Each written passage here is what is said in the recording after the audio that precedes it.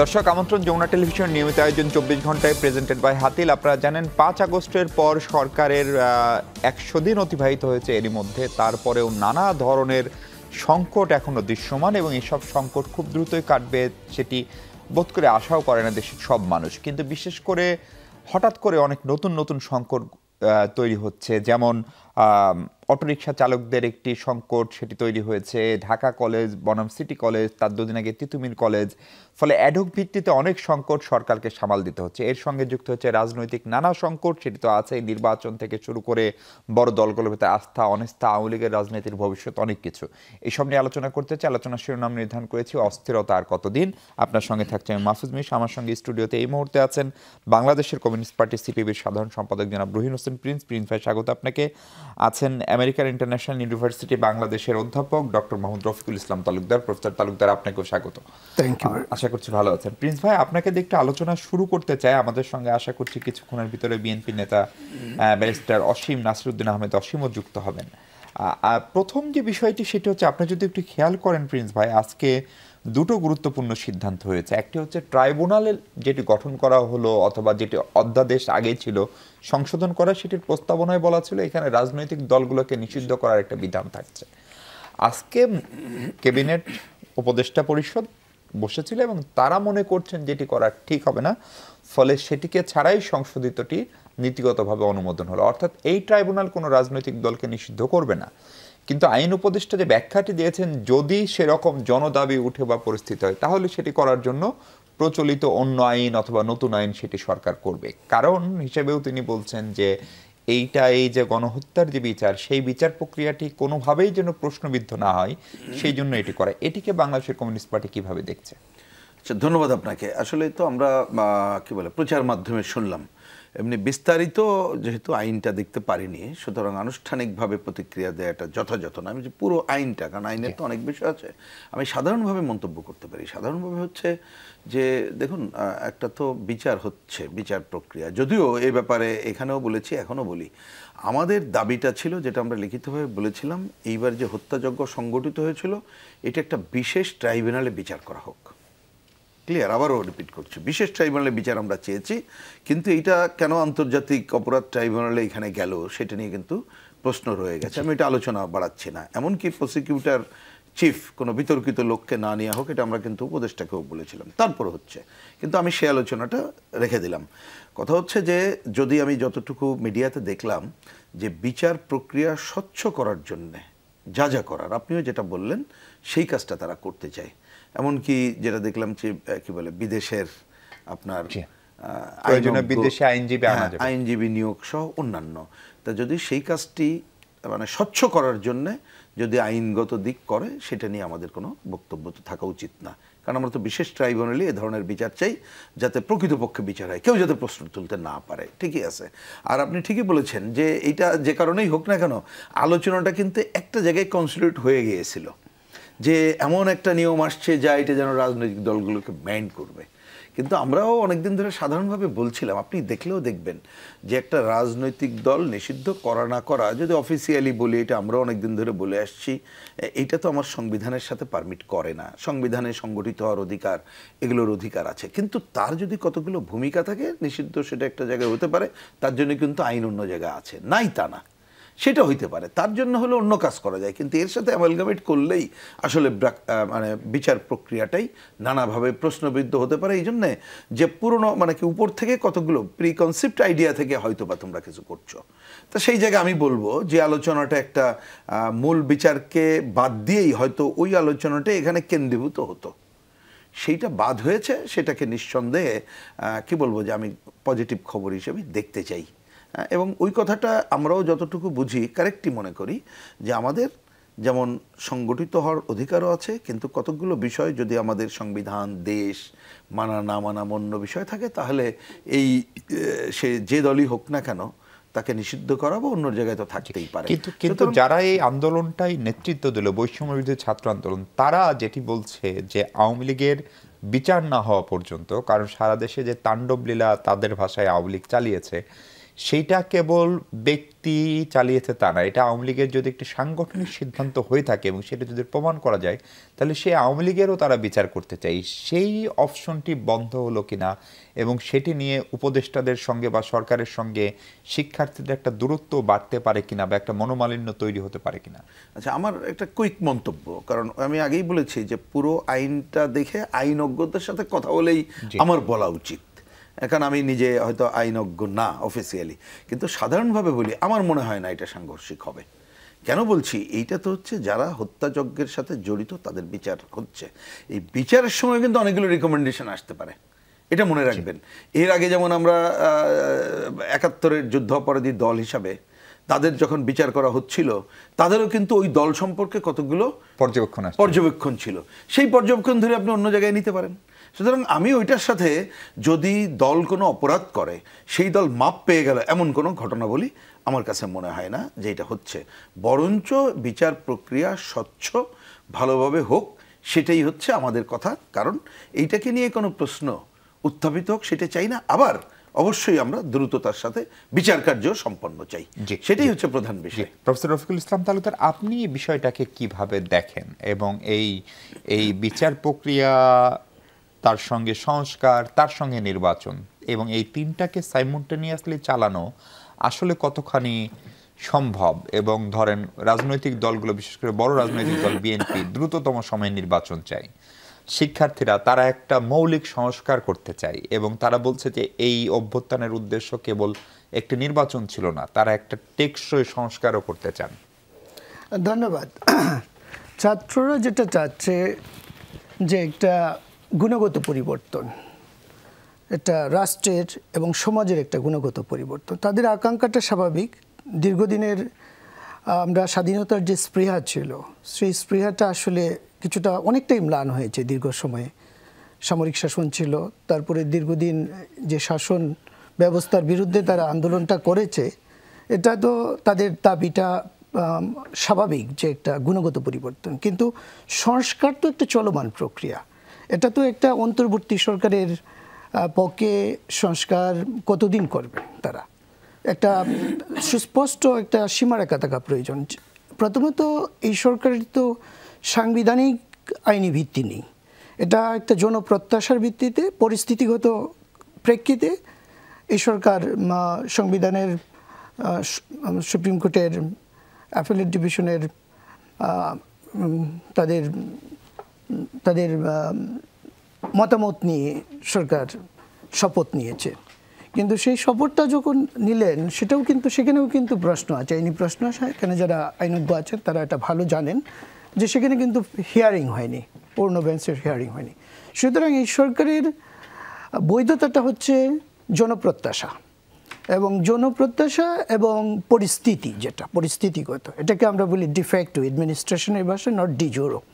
এই ডিফেক্টিভ সরকারটা দীর্ঘদিন থাকাটা কোনোভাবেই সমীচীন নয় এবং একটা প্রধান বিরোধী দল আওয়ামী লীগ তো তারা তো চলে গিয়েছে বিদায়, তাদের বিরুদ্ধে আন্দোলন, কিন্তু যারা প্রধান বিরোধী দল যাদেরকে আমরা সামনে মনে করি বিএনপি, তারাও কিন্তু এবং জামাতও এখন কিন্তু নির্বাচন চাচ্ছে।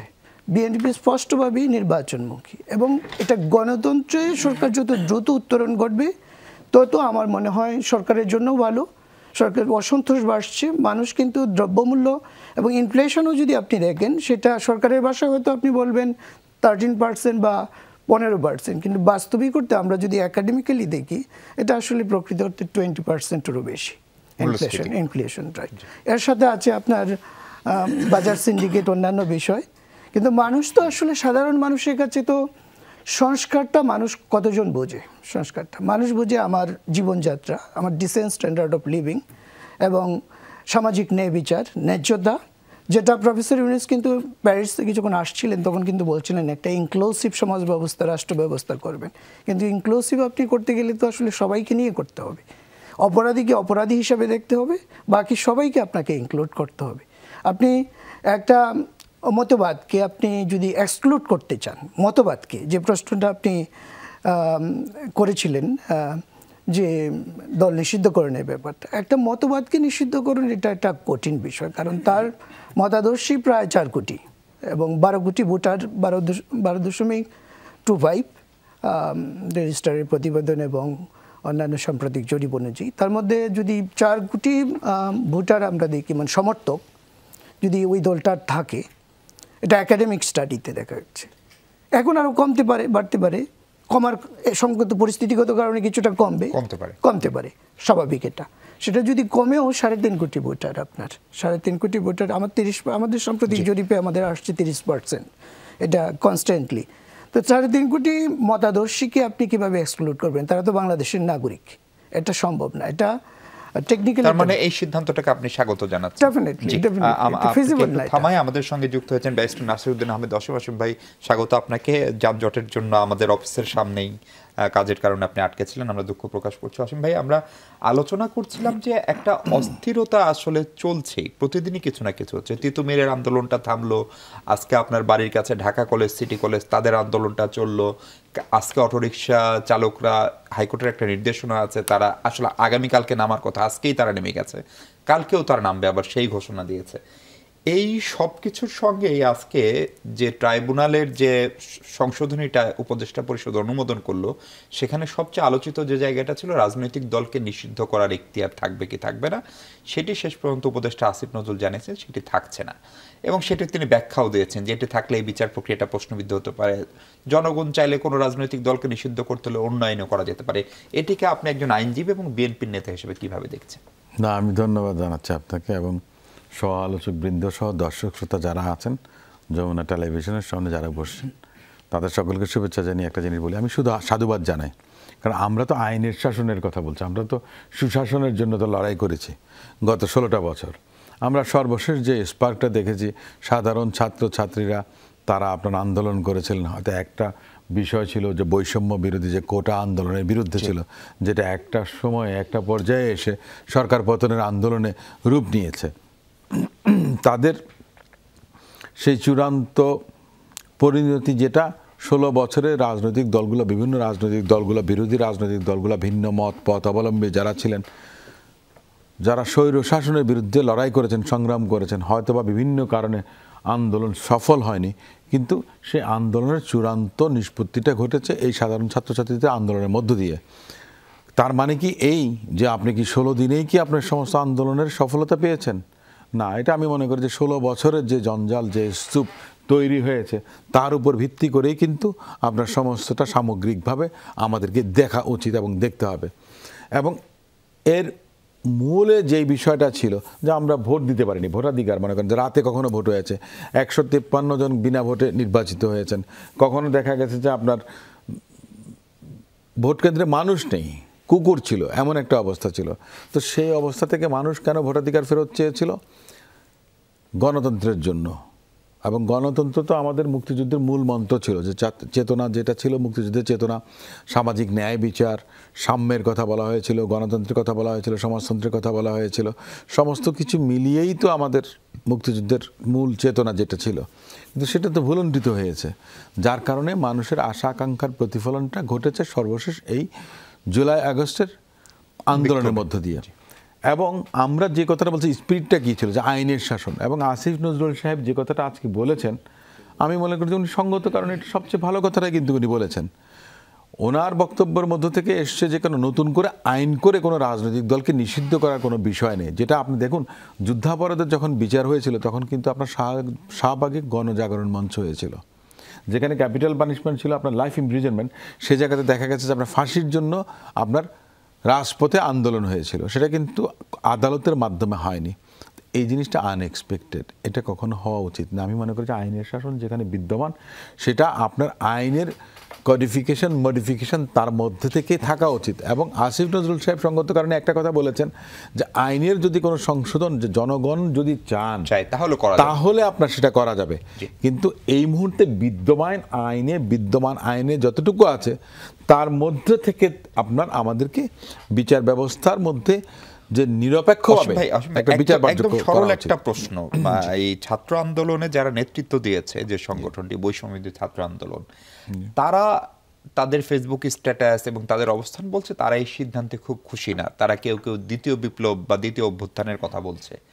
এবং কোনো কারণে কি বিএনপি, প্রফেসর ইউনূসও ভারতে একটা গণমাধ্যমকে সাক্ষাৎকারে বলেছেন, যেটির ব্যাখ্যা আজকে মির্জা ফখরুল সাহেবও দিয়েছেন, যে বিএনপিকে আসলে কোনো কারণে আওয়ামী লীগ নিষিদ্ধের বিপক্ষে অবস্থান নিচ্ছে?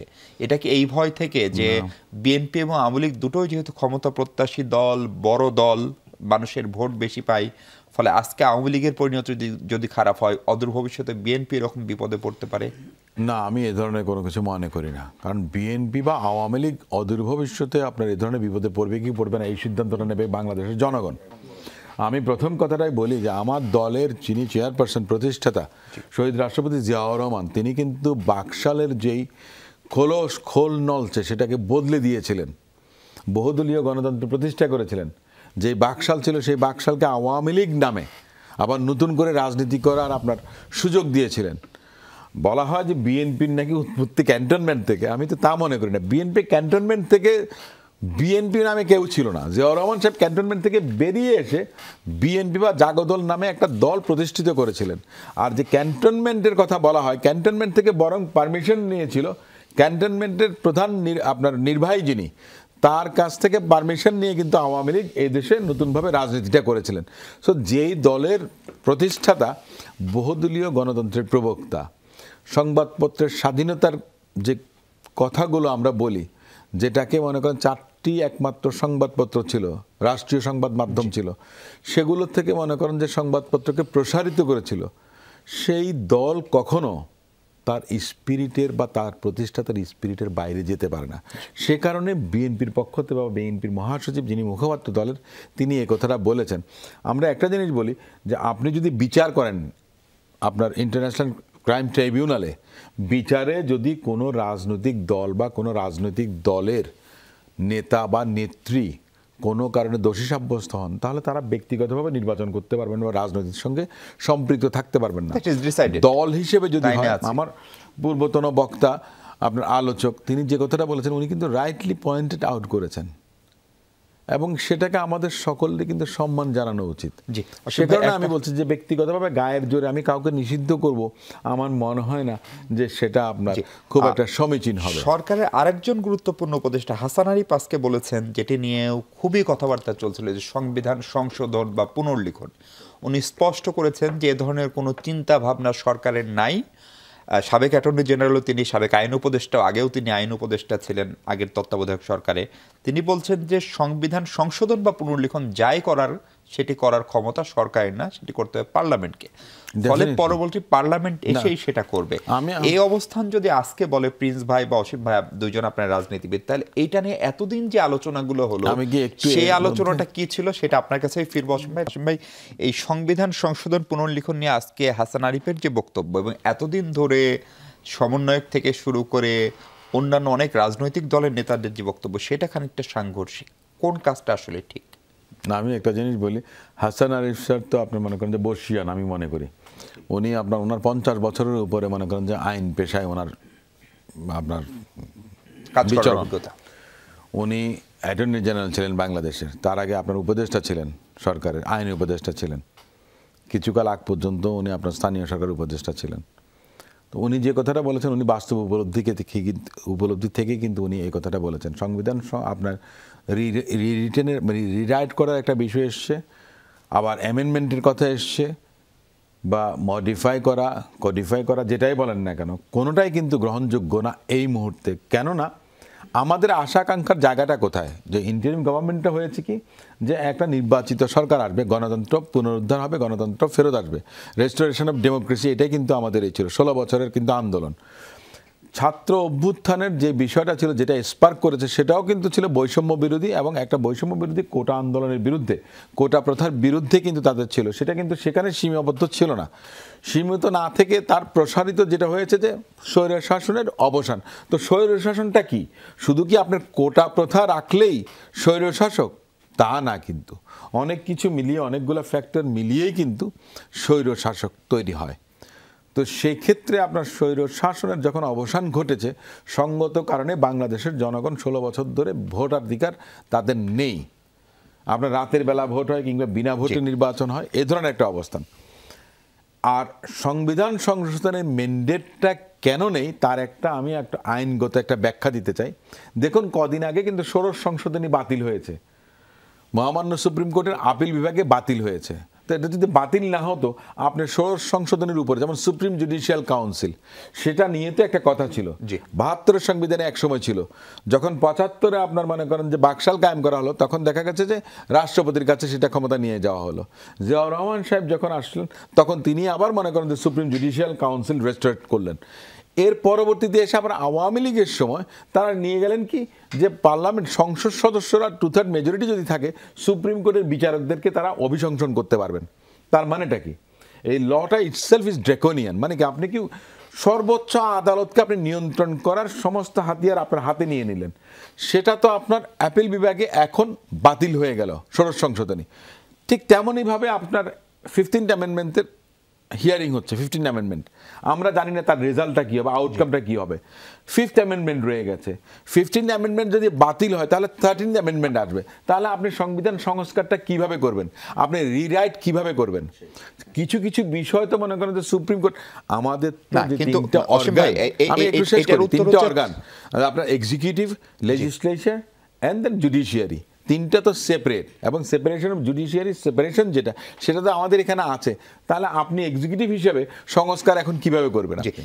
এটা তো সবই রয়েছে। আমি খুবই নিশ্চিত এটা যদি এই বৈষম্য বিরোধী ছাত্র আন্দোলনের সমন্বয়ক বা কেউ থাকতো, তারা যেটি বলতেন যে এই আন্দোলনটা প্রচলিত আন্দোলন না, অন্য সময়ের মতো 2007 বলি, 96 বলি, 2001 বলি, সেরকম আন্দোলন না। 2000-এর বেশি মানুষ এখানে জীবন দিয়েছে, হাজার হাজার মানুষ চোখ হারিয়েছে। ফলে তাদের স্পিরিটটা ছিল একটা রাষ্ট্র বিনির্মাণের। শুধু নির্বাচন তো এটার লক্ষ্য না, বা এই সংবিধান রাখতেই হবে, এটাও বোধহয় তারা বিশ্বাস করেন না বা তারা মনে করেননি। আমি একটা কথা বলি, এই আন্দোলনটা তো ছিল খুব বেশি লম্বা সময়ের না, এটা 1 থেকে 1.5 মাস। আমরা রূপকর্তে বলি যে 16 দিনের আন্দোলন, আর আমরা করেছি 16 বছরের আন্দোলন। আমি ধরে নিলাম তাদের এটা 2 মাসের আন্দোলন ছিল। আমি একটা কথা বলি, হ্যাঁ, আন্দোলনের ইস্যুটা কি ছিল? আন্দোলনের ইস্যু ছিল কোটার বিরুদ্ধে। তো কোটা যদি আপনার প্রধানমন্ত্রী কিংবা আইনমন্ত্রী যদি বলতে দেন আগামীকালকে অ্যাপিলেট ডিভিশনে হিয়ারিং হবে, আচ্ছা ঠিক আছে, আমরা সমস্ত কোটা প্রথা তুলে দিলাম, তাহলে আন্দোলন কোথায় যেত? আমাকে যদি একটু বলেন, আমাকে একটু বোঝার চেষ্টা করতে দেন, বা সাধারণ জনগণকে বোঝার চেষ্টা করতে দেন। এটার জন্য তো তাহলে আপনাদের মাস্টার মাইন্ড যদি বলেন, মাহফুজ সাহেবকে না বলে আপনার হাসিনাকে আপনার মনে করেন মাস্টার মাইন্ড বলা উচিত। হাসিনাকে না দিলে আইনমন্ত্রী আনিসুল হক সাহেবকে দেওয়া উচিত মাস্টার মাইন্ড, কারণ ওনারা আপনার ঘোলা করেছেন পানি, ওনাদের ভুলের কারণে। ওনারা যদি না করতেন, তাহলে যেমন 18 সালে কি হয়েছিল, হাসিনা নিজেই তো অ্যাডমিট করেছেন যে এদের এই আন্দোলন জ্বালাও পোড়াতে ত্যক্ত বিরক্ত হয়ে আমি বাধ্য হয়েছি, তাই না? এটা 18 সালের আন্দোলনকে নিরসন করেছিল, তাহলে সেটা তো এখনো পারতেন না। আমার বক্তব্য ছিল, আমি যদি মানে ভুল না করি, 12ই জুলাইতে সমকালে আমার একটা ইন্টারভিউ ছাপা হয়েছিল। তো আমি বলেছিলাম যে এই আন্দোলন যদি শেষ হয়ে যায়, শেষ হওয়ার পিছনে কিছু কারণ আছে। ঠিক আছে, আন্দোলন যদি তাদের সাকসেসফুল হয়, এক দফা তো সেটা বৈষম্যের বিরুদ্ধে কোটা প্রথা, তো কোটা প্রথা যদি আপনার মনে করেন যে বাতিল হয়ে যায়, তাহলে BCS এর প্রশ্নপত্র ফাঁস হবে না, এর নিশ্চয়তা কেউ দিতে পারবে? বা তারা যারা আপনার মনে করেন যে পরীক্ষায় অবতীর্ণ হবে, তারা যে উত্তীর্ণ হবে, এর কোনো নিশ্চয়তা আছে? আনএমপ্লয়মেন্ট যেটা আছে, এমপ্লয়মেন্ট অপরচুনিটি ক্রিয়েট করা হবে না, এ ধরনের কোনো নিশ্চয়তা কেউ কি দিতে পারবে? আমাদেরকে সামগ্রিকভাবে একটা পরিবর্তন দরকার। আমি তাদের স্পিরিটের সঙ্গে একমত এক জায়গাতে, যে আপনার সমস্ত সংস্কারটা করা উচিত, কিন্তু সংস্কারটা কতটুকু, টু হোয়াট এক্সটেন্ট? আপনি তো সংস্কারটা একটা চলমান প্রক্রিয়া, আজকে এবং আগামীকালের মধ্যে তফাৎ আসতেই পারে, 6 মাস পরে নতুন নতুন পরিবেশ পরিস্থিতি তৈরি হতে পারে। আপনাকে একটু থামাই, একটু প্রফেসর রফিকুল ইসলাম তালুকদার, আপনি যদি একটু বলেন যে এই যে সংস্কারটা কত দূর পর্যন্ত যাবে, এবং এই আইন শৃঙ্খলা পরিস্থিতি একটা বড় ফ্যাক্টর, এর সঙ্গে সবার যার যত দাবি, সবাই দাবি দাওয়াত এই সরকারের কাছে জানাচ্ছে, এটা কি সরকারের দুর্বলতা নাকি এতদিন জানাতে পারেনি সেজন্য? ধরেন, এবং যেসব ইস্যু নিয়ে মানুষের ভোগান্তি হচ্ছে, আজকে ঢাকা কলেজ, সিটি কলেজ যে গন্ডগোল করবে, এটা তো সরকার জানতো না, আইন শৃঙ্খলা বাহিনী নিশ্চয়ই জানতো না। অটোরিকশা চালকরা শহরের ভিতরে ঢুকে গিয়েছে ওই অবরোধের সময় বা গন্ডগোলের সময়, তাদেরকে আর নামানো যাচ্ছে না। ফলে এই পরিস্থিতিগুলো সরকারই বা কিভাবে সামলাবে? আচ্ছা, আপনার এই প্রশ্নটার জবাব দেওয়ার আগে আগের প্রশ্নটা আমি 1 মিনিট একটু সময় নেব, কারণ একাডেমিক্যালি সুস্পষ্টভাবে বললে যে সংবিধান সংশোধন বা সংবিধান পুনর্লিখন এটা সংসদের এখতিয়ার এবং এটা স্পষ্টভাবে 2/3 মেজরিটি লাগবে। আর যেহেতু ছাত্রদের আকাঙ্ক্ষা একটা জিনিস আর আইন সিদ্ধ প্রক্রিয়ার একটা জিনিস। একটু কারেক্ট করি, সংবিধান সংশোধনের জন্য যেটা আওয়ামী লীগ করেছে সেটা হচ্ছে এখন আর আপনার সংবিধান সংশোধনের জন্য 2/3 লাগবে না, কারণ যে আর্টিকেল 142 যেটা তারা সেটাও কিন্তু অ্যামেন্ডমেন্ট করেছে। ওকে, এই কারণে আপনার মানে যেটাই হোক মানে সংসদের উপর এখন ছাত্ররা যদি এটা করতে চেত তাহলে আমার মনে হয় তাদের উচিত ছিল বিপ্লবী সরকার গঠন। সংবিধানের অধীনে তারা শপথ নিয়ে সংবিধান সুরক্ষার শপথ তারা নিয়েছে, এটা তাদের এখতিয়ার না।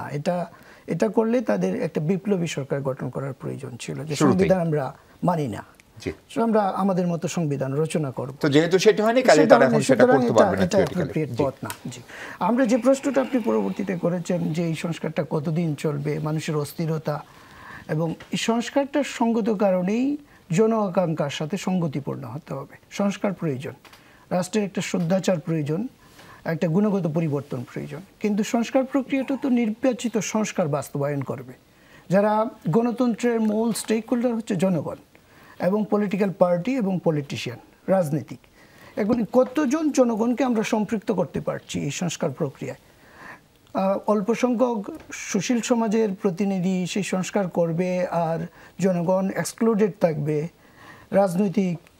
রাজনীতিকরা এক্সক্লুডেড থাকবে, তাহলে সেই সংস্কার কি রাজনীতিকরা ওন করবে? কিন্তু এখন যে সরকারটি আছে তারা তো সেই আন্দোলনের সঙ্গে অসীম ভাইরা ছিলেন, প্রিন্স ভাইরা ছিলেন, আওয়ামী লীগ সব রাজনৈতিক দলে ছিলেন, ফলে তাদেরকে কেন আপনি গুটি কয়েক সুশীল সমাজের প্রতিনিধি মনে করছেন? না, কেন তারা পুরো বাংলাদেশের প্রতিনিধি না? তারা প্রতিনিধি, কিন্তু যে কমিটি আপনি করেছেন, যখন একটা কমিটি করেছেন সেই কমিটি কতটা ইনক্লুসিভ হয়ে আলোচনা করছে? আমি জানি না। আমার নিজে daily star, Tribune, Kaler Kantho, সমকাল নিয়মিত আমি প্রবন্ধ লিখি, গভর্নেন্স ইস্যুতে লিখে আসছি বিগত সরকারের সময়, এখনও লিখি। তা আমি জানি না এই সংস্কার নিয়ে তো আমার সঙ্গে কথা হয়নি, তাহলে কতজনের সঙ্গে কথা হয়েছে? এটা প্রশ্নবিদ্ধ। আমার ছাত্ররাও এই প্রশ্ন করে বিশ্ববিদ্যালয়ে যে আমরা আমাদের যে স্প্রেয়া ছিল, আকাঙ্ক্ষা ছিল, সেই আকাঙ্ক্ষা তো আমরা প্রতিফলন দেখছি না, কারণ মানুষের মধ্যে হতাশা। রাস্তায় আমার বিশ্ববিদ্যালয়ে ক্লাসে আসতে স্যার আমার আধা ঘন্টা দেরি হচ্ছে, আমি বিব্রত হচ্ছি, আপনি বিব্রত হচ্ছেন, ক্লাসে ডিস্টার্ব হচ্ছে, কিন্তু এটা তো আসলে ট্রাফিক সিচুয়েশন। এই কারণে এটা গভর্নেন্স তো নেই, এবং গভর্নেন্স যদি না থাকে, গুড গভর্নেন্স আগেও এর চেয়ে ভালো ছিল। ট্রাফিক সিচুয়েশন এখনের থেকে ভালো ছিল ডেফিনেটলি, এটা আমি নিশ্চয়, আমি প্রতিদিন এই রুটে আসি, আমি বলতে পারি যে এর থেকে ভালো ছিল, কন্ট্রোল ছিল। আর এটা সরকারের যে অস্থিরতাটা, দীর্ঘদিনের একটা ব্যবস্থার পরে হঠাৎ করে একটা অনির্বাচিত সরকার আসলে তার তো আসলে এটা কন্ট্রোল করার জন্য মেকানিজম নেই, এবং একটা অংশকে আপনি অস্বীকার করলেন, একটা বড় 1/3 অংশকে, আর একটা অংশ তারা নির্বাচন চায়, তাহলে আপনার সঙ্গে আছে কারা? ছাত্রদেরও এখন আবার তাদের মধ্যেও আবার যারা সাধারণ ছাত্র তারা মনে করছে যে জন আকাঙ্ক্ষার প্রতিফলন ঘটছে না, যে এই অস্থিরতার মাঝে মানুষের এই অস্থিরতার মাঝে আপনার এই সংস্কার প্রক্রিয়াটা একটা চলমান প্রক্রিয়া। সংস্কার কমিশন করেছেন, কমিটি করেছেন, তারা তাদের কাজ করুক, নির্বাচিত সরকার সেটা বাস্তবায়ন করবে। কিন্তু আপনি এখন সংস্কার করলেন, আরও 3 বছর বা 4 বছর সময় নিয়ে করলেন। প্রফেসর ইউনূস, যেটা আপনি সাক্ষাৎকারে দেখলাম যে আল জাজিরার সাক্ষাৎকারে, সেখানে উনি বলেছেন যে তিনি সংস্কার করতে চান আমেরিকার মতো 4 বছর মেয়াদী সরকার। সেই অর্থে উনি বলেছেন যে আমাদের মেয়াদ 4 বছরের কম হবে।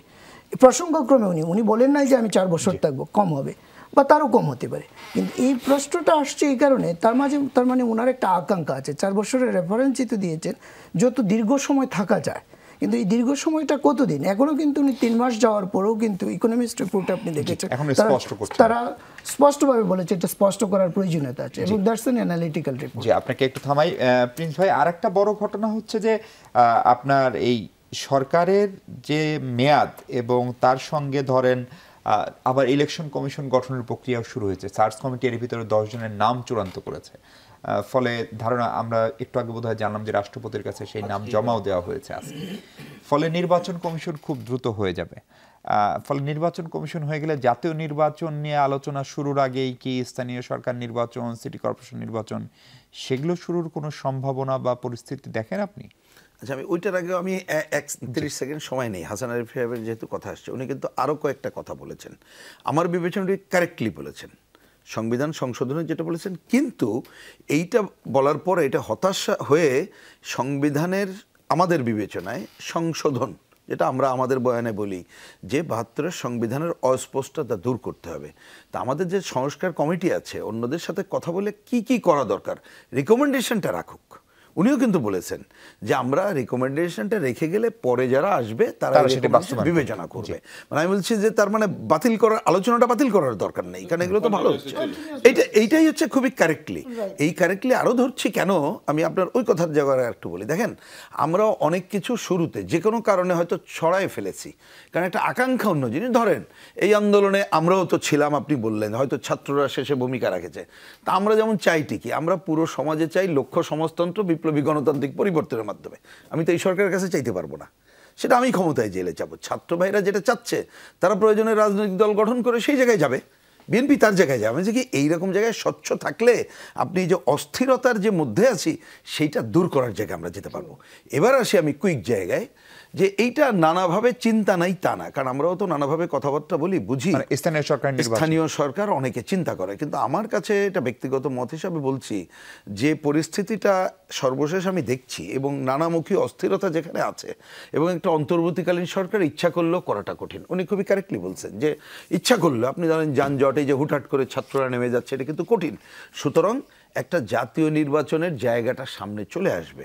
হয়তো ধরেন যদি একটা নর্মাল ভালো পরিস্থিতি থাকতো, আমি বলছি যে পরিস্থিতি ভালো থাকতো, রাজনৈতিক দলগুলো যদি আমরা ঐক্যমত থাকতাম, ঠিক আছে একটা জাতীয় সংসদ নির্বাচন হোক, লিডারশিপ গড়ে উঠুক, তারপরে হতো সেই বিবেচনা হয়তো বা করা যেত। কিন্তু আমি মনে করি সেই সময়টা এখন নাই।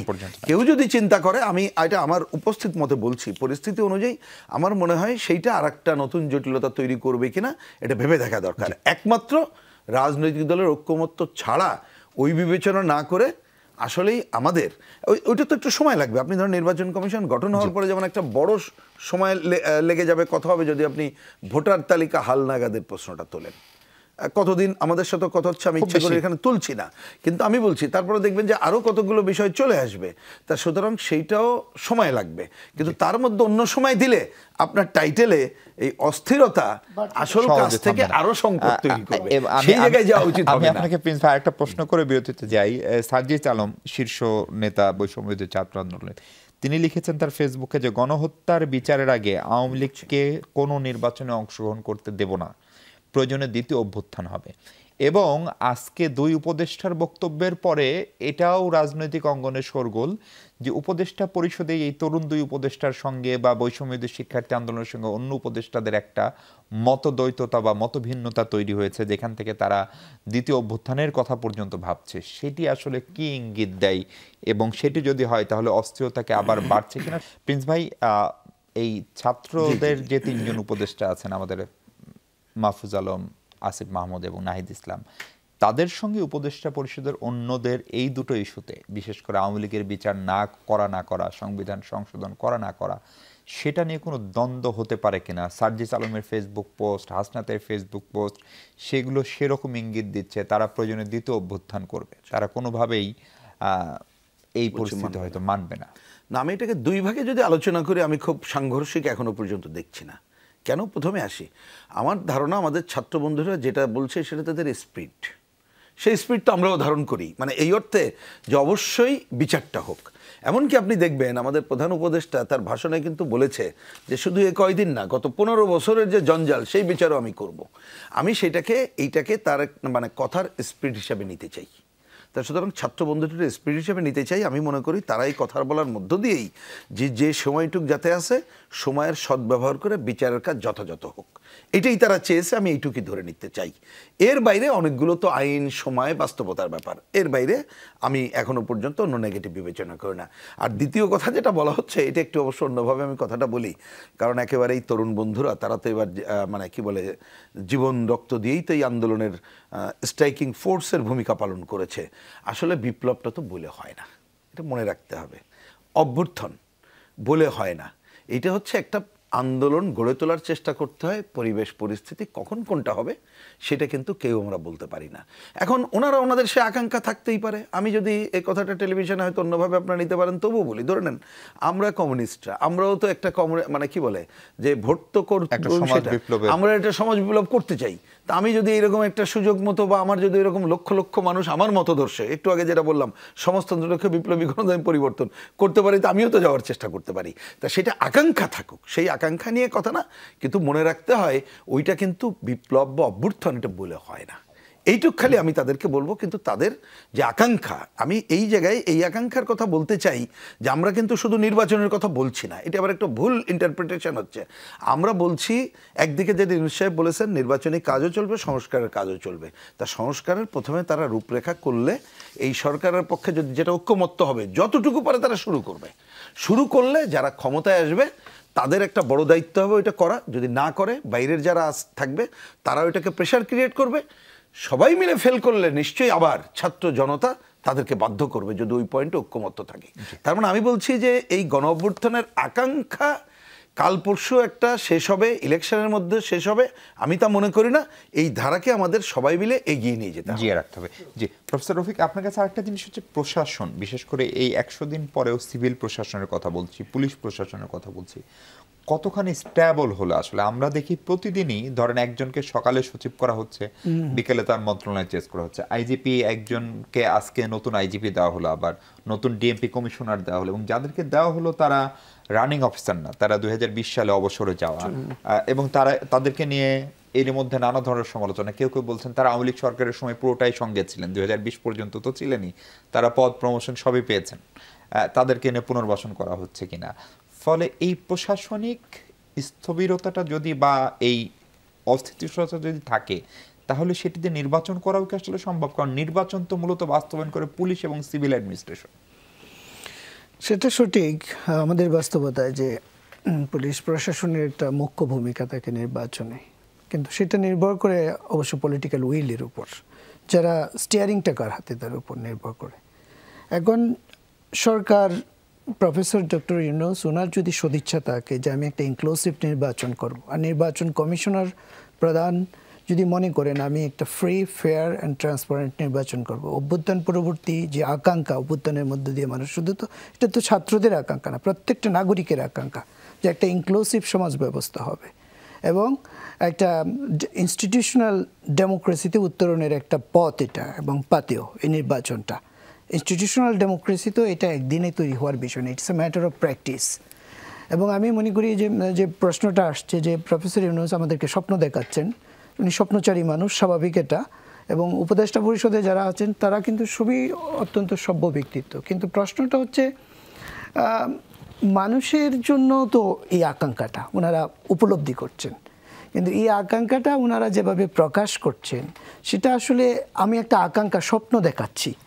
স্বপ্ন দেখানো একটা জিনিস, আর ডেমোক্রেসি বা আইনের শাসন বলেন, ন্যায্য সমাজ ব্যবস্থা বলেন, এবং প্রাতিষ্ঠানিক গণতন্ত্র, এটা কিন্তু একটু চর্চার বিষয়, এটা স্বপ্ন দেখানোর বিষয় না। উনি এখন কিন্তু ক্ষমতায়, সরকার ওনার নেতৃত্বে, উনি কতটা সেটা বাস্তবায়ন করতে পারছেন, প্র্যাকটিস করতে পারছেন। যেহেতু আপনি যেটা বলেছেন প্রশাসনের অস্থিরতা, জনমানুষের অস্থিরতা, প্রশাসনের অস্থিরতা কিন্তু জনমানুষের সামগ্রিক অস্থিরতার সমাজের এই প্রকাশ। তারা সার্ভিসটা দিতে পারছে না বলে পরিবর্তনের প্রশ্নটা আসছে। সরকারও মনে করছে আমি সার্ভিস ডেলিভারি স্যাটিসফ্যাক্টরি লেভেলে দিতে পারছি না, মানুষও সন্তুষ্ট না, এবং এই নানাবিধ আন্দোলন চলছে এবং এগুলা নিয়ন্ত্রণ করা যাচ্ছে না। এই অনিয়ন্ত্রিত ব্যবস্থা, এই অনিয়ন্ত্রিত ব্যবস্থাটার কারণে কিন্তু প্রশাসনের প্রতি অনাস্থাটা, যদি সব স্থিতিশীল থাকতো আপনি কিন্তু স্টেবল প্রশাসন আপনি আস্থা রাখতেন। আর যেটা বললাম যে আমি উত্তম একটা শাসন ব্যবস্থা দিব, স্বপ্ন দেখাবো, সংস্কার দেখাবো, এটা স্বপ্ন দেখানোর বিষয় না, এটা চর্চার বিষয় এবং এটা কন্টিনিউয়াল প্রসেস। আপনি তো এখন সরকার প্রধান, আপনি যদি সেটা চর্চা না করতে পারেন আপনার এই স্বপ্নের প্রতি মানুষ আস্থা রাখবে না। জি অসীম ভাই, আপনার কাছে শেষ প্রশ্ন হচ্ছে যে রুহুল কবির রিজভী সাহেব আজকেও বলেছেন যে নানা মুখে চক্রান্ত চলছে এখনো। উনি নাম উল্লেখ করে বলেছেন সালমান এফ রহমান নাকি জেলে বসে এখনো ষড়যন্ত্র করছেন। বিভিন্ন নিয়োগ নিয়ে তার প্রশ্ন আছে, বিএনপির অনেকেরই আছে, অফিসিয়ালি বলুক বা না বলুক। ফলে এই আপনিও কি সত্যিই মনে করেন যে এখনো কোনো ধরনের চক্রান্ত চলছে এবং সেই চক্রান্তের সঙ্গে দেশি বিদেশি কোনো শক্তি প্রত্যক্ষ বা পরোক্ষভাবে জড়িত? না, দেখুন, জনাব রুহুল কবির রিজভী তো বাংলাদেশ জাতীয়তাবাদী দলের দপ্তর সম্পাদক এবং মুখপাত্র হিসেবেও কিন্তু অনেক বক্তব্য দিয়ে থাকেন। তো উনি যেই বিষয়গুলোর অবতারণা করেছেন তার সব কিছু অমূলক আমি তা বলবো না, আবার সব কিছু আপনার ন্যায্য বা আপনার সঠিক সেটাও আমি এই মুহূর্তে মূল্যায়ন করতে পারবো না। কেননা পারবো না, আমি এর মধ্যে একটা কথা আছে যে নিয়োগের ব্যাপারটা নিয়ে যখন কথাটা আসে তখন আমি একটা জিনিস বলি, দেখুন আমি চুক্তিভিত্তিক নিয়োগের পক্ষে নই। কারণ আপনার প্রশাসনে বলেন, সিভিল প্রশাসন বলেন, পুলিশ প্রশাসনে বলেন, মূলত তো এ দুটোই কিন্তু নিয়ামক শক্তি হিসেবে কাজ করে আইন শৃঙ্খলা পরিস্থিতি থেকে আরম্ভ করে পুরো দেশ পরিচালনায়, নির্বাচনের সময়ও আপনার সবচেয়ে বড় আপনার শক্তি হিসেবে কাজ করে। একটা ফ্রি অ্যান্ড ফেয়ার ইলেকশন করার জন্যে তাদের ভূমিকা কিন্তু অনেক বেশি। তো সেক্ষেত্রে আপনি প্রশাসন থেকে যারা রিটায়ারমেন্টে চলে গেছেন চুক্তিভিত্তিক নিয়োগ দেবেন, বিগত সরকারের সময় আমরা এরকম দেখেছি, আপনার চুক্তিভিত্তিক নিয়োগ দেওয়ার পর দেওয়ার 1 বছর 2 বছর 3 বছর 4 বছর এমনভাবেই কিন্তু সচিবদেরকে দিয়েছেন, কিংবা পুলিশও আপনার এই নিয়োগটা দেওয়া হয়েছে। অন্যদিকে দেখা গেছে যে আপনার যাদের মানে দক্ষতা ছিল, যারা যোগ্য ছিল, তাদেরকে দেখা গেছে যে 25 বছর পূর্তি হলেই যে your service is no longer required এ কথা বলে আপনি বাড়ি পাঠিয়ে দিচ্ছেন। এটা যেন না হয়। আমাদের তো আমরা বৈষম্য বলতে কি বুঝি, তাই না? বৈষম্যের সমস্ত কিছু নিরসন হওয়া উচিত, তাই না? তো তাহলে আপনার এটা কেন এখন হবে, এই অবস্থাটা কেন হবে? আপনার প্রশাসন, সিভিল অ্যাডমিনিস্ট্রেশন, পুলিশ অ্যাডমিনিস্ট্রেশনে কি যোগ্য আর লোক নেই যা আপনাকে বাইরে থেকে আবার নিয়ে আসতে হবে, যারা আপনার মনে করেন যে রিটায়ারমেন্টে চলে গেছেন? আবার এমনও কথা আসছে, বা আপনি যেটা বললেন আমি ঠিক জানি না, যে বিগত সরকারের সময় মনে করেন যে সমস্ত কিছু আপনার যারা ভোগ করেছেন, যারা দাপটের সঙ্গে চাকরি করেছেন, তাদেরকে যদি আপনার নিয়োগ দেওয়া হয় তখন কিন্তু ষড়যন্ত্রের একটা বিষয় চলে আসে। আরেকটা জিনিস আছে যে আমরা যখন শুনি যে সমস্ত সংস্কার না করে এই সরকার বিদায় নেবে না, তখনই কিন্তু বিষয়টা আছে। প্রফেসর রফিকুল ইসলাম তালুকদার সাহেব যে কথাটা বলেছেন, প্রিন্স ভাই যে কথাটা বলেছেন, সংস্কার একটা চলমান প্রক্রিয়া। আপনি যতটুকু পারেন করেন, মানুষের তো এক্সপেকটেশন আছে, আপনাকে তো সেই ম্যান্ডেট দেওয়াই হয়েছে। আপনাকে সেই ম্যান্ডেট দেওয়া হয়েছে এই জন্য যে to hold a free and fair transparent election, তাই না? যেটা কোনো যে আমরা যেটাকে বলবো যে কোনো দলীয় যে অবস্থান যেটা ছিল, মানে দলীয়ভাবে প্রভাব প্রতিপত্তি খাটানো, মনে করেন যে নির্বাচন কমিশনকে দলদাস হিসেবে ব্যবহার করা, পুলিশ প্রশাসনকে বা সিভিল অ্যাডমিনিস্ট্রেশনকে দলদাস হিসেবে ব্যবহার করে আপনার ক্ষমতা কুক্ষিগতা বা দীর্ঘ সূত্রিতা, যেটা মানে আপনার লিঙ্গার করার যেই একটা টেন্ডেন্সি ছিল, সেটা যেন না হয়। আমরা তো সেই ধরনের আপনার একটা ব্যবস্থা চাই আমরা। তো এই সরকার তো জনগণের আশা আকাঙ্ক্ষার একটা প্রতিফলন ঘটাবে, কারণ জনগণের আন্দোলনের মধ্য দিয়েই তো এই সরকার প্রতিষ্ঠিত হয়েছে। এটা তো মানুষের ভোটে না, কিন্তু এই ভোট সরাসরি ভোট না হলেও এটা কিন্তু পরোক্ষ ভোট, তাই না? আমাদের আর্টিকেল 7 কনস্টিটিউশনের আর্টিকেল 7 অনুযায়ী মানুষের আকাঙ্ক্ষার প্রতিফলনটা এই সরকারের কাছে। এবং এটা আমি ধরে নিব যে আর্টিকেল 7 মানে কি 100% ইনক্লুশন অফ পিপলস ম্যান্ডেট। এটা হলো গিয়ে সবচেয়ে বড় কথা। রাজনৈতিক সরকার যখন গঠিত হয় তখন কেউ 30 থেকে 40%-এর বেশি আমাদের দেশে কখনোই কেউ ম্যান্ডেট পায়নি, সে আওয়ামী লীগ হোক, বিএনপি হোক, যেটা হোক, কিন্তু এটাকে ধরা হয় শতভাগ।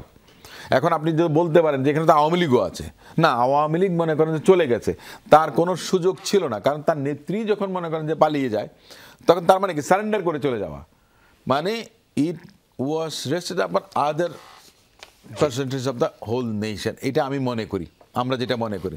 তো সেই ক্ষেত্রে আমাদের দল থেকে রিজভী ভাই যে জিনিসটা আশঙ্কা করেছেন, আমি মনে করি যে সেটা সম্পূর্ণ অমূলক নয়। আমরা চাই যে সকল ষড়যন্ত্র, সমস্ত কিছুর একটা অবসান ঘটুক।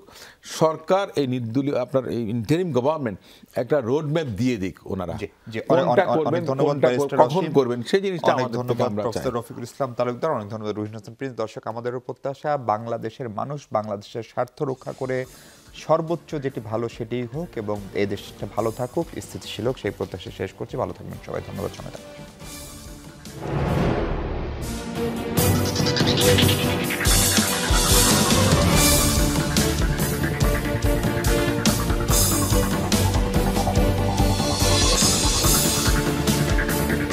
ধন্যবাদ।